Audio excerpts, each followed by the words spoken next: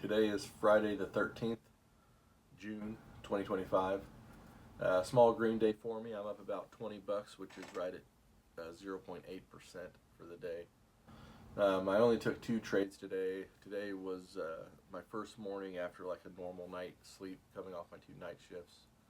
So I like to, if I'm able to, sleep in on that day. Um, I didn't do any pre-market trading. I didn't even look at the charts until shortly after the opening bell. My first trade I didn't take until right around 11 a.m. and it was on an IPO, the ticker Arrow. It had already halted up 3 or maybe even 4 times um, when I decided to commit to it. It would have been way better if I committed to the halt before the halt I got in on. That's what made me decide to commit to it. The classic FOMO trading there, but I still made a small amount of money. It was going so fast. As soon as I saw green, I just clicked sell. Even when I went to buy, the fill was just so drastically different than when I clicked buy. But that's how it goes. The second trade was a ticker that was moving through the Gapper scanner, and I bought it at a whole dollar mark, thinking it was going to keep climbing to the next half dollar, and it ended up doing basically that. But when I bought in, it went sideways for several candles, and I just went ahead and made an exit, basically a break-even trade. I think I made like $4 or something. Um, but just poor entry.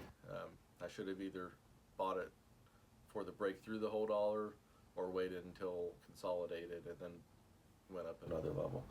But not either way. That's life. Not a bad day. Green's better than red anytime. That puts me at the end of the week. I'm still down. Monday was a real big red day for me.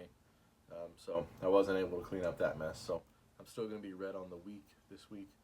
But at least I got a green day going into the weekend, and maybe we can go for green day number 2 on Monday. This is where I made my first move of the day on Friday. This is the ticker AIRO. This IPO'd at around 10 a.m. this morning.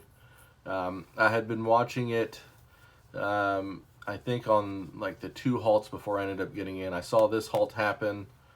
We had a little bit of a false halt here, and then the next candle went ahead and confirmed it. And then we had a huge gap to opening the next candle, and this was like a $3 candle right here.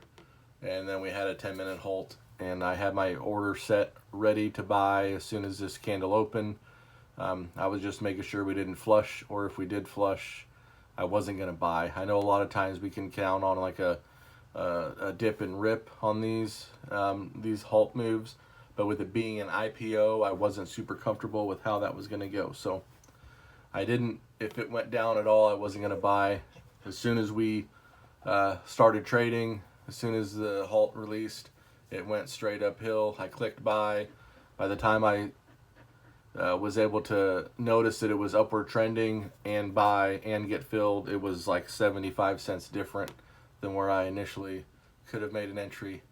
We kind of flashed around the $33 mark, and then we started coming back down, and I panic sold here. Luckily I did, because it went downhill quite a ways. This next candle pierced that higher level even, but it wouldn't have held. So I got in, got green, and got out. Kind of a wild trade. I've never traded with cash in an IPO before. I've done it with paper trading in a simulator, and the emotional response is just so flat compared to using real money. So I was really on edge on this trade, and it was kind of exciting. I'm glad I got in green instead of totally shouldn't have bet on me, which could have potentially happened. So I'll probably start paying better attention to these, and maybe even looking back and seeing how the charts go with them more. This is where I made my second and final move of the day on Friday. Ticker HOVR. First came to the scanners during this move here. Really textbook, perfect example of a pullback. Right in the 180s. You know it's going to rip to $2 eventually. And man, I just couldn't commit to it. Every time I was thinking about it, a candle would change, or the level 2 would show me something I didn't like. Either way, I know I could have committed there with the move to $2. Lo and behold, it ended up going to $2, and it kind of held steady right at $2 for a couple candles. Once it kind of started breaking the $2 mark, I went ahead and made an entry. I think I got filled at 205. And then we kind of went sideways here. Flashed up to like 209, 210 a couple different times. And then once we started going below my entry point, after 3 candles in a row, it wasn't showing the upward trend like I wanted to, so I went ahead and made an exit. Of course, the candle, after I exited, it ripped up 15 cents, held for a little bit, and then another 15 cents. So looking at this trade, I don't regret getting out where I got out because it had went sideways for 3 or 4 candles at that point, and man, when it starts doing that, you know, the chance of it going down are far higher than the chance of it going up.